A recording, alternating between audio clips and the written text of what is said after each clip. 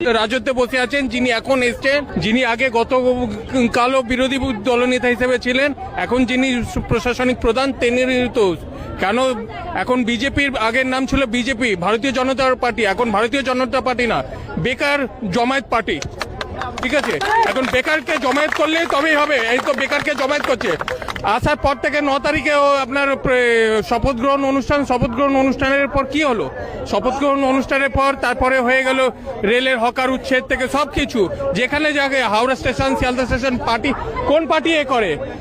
এমনকি গতকালকে যে নোটিফিকেশন সার্কুলেশন জারি করেছে যে প্রত্যেক সরকারি কর্মচারীদের ডিএ নিয়ে, প্রাপ্য ডিএ নিয়ে যে অনশন বা তাদের 7% এটে যেটা সপ্তম বেতন কমিশনটা পাবে, কিন্তু সপ্তম বেতন কমিশন পাবে, কিন্তু এছাড়া কোনো কেউ প্রতিবাদ করতে পারবে না, কোনো কিছু করতে পারবে না। তার মানে কি হলো, বিগত যে ব্যাকেট যেটা ছিল 2006 থেকে যেটা, সেটাকে একদম টোটালি ক্লোজ হয়ে গেল। সপ্তম বেতন কমিশনের ইনক্রিমেন্ট হলো, কিন্তু প্রিভিয়াস যেটা সেটাকে ক্লোজ হয়ে গেল, লাল খাতায় চলে গেল, সেটা তো সরকারি কর্মচারীরা পাবে না।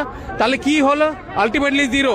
মমতা ব্যানার্জি কোনো কালে যদি প্রয়োগ করতে চায় তো প্রত্যেকটা মিডিয়াকে বলুন, প্রত্যেকটা সরকারি কর্মচারীদেরও জায়গাটাকে মানে বাক্যরুদ্ধ করতে পারতো, সেই জায়গাটাকে প্রশাসনিক ক্ষমতা তারও ছিল, কিন্তু সে ওই জায়গাটা ব্যবহার করেনি, যেটা ভারতীয় জনতা পার্টি এখন নয়, বেকার জমায়েত পার্টি করে দিল।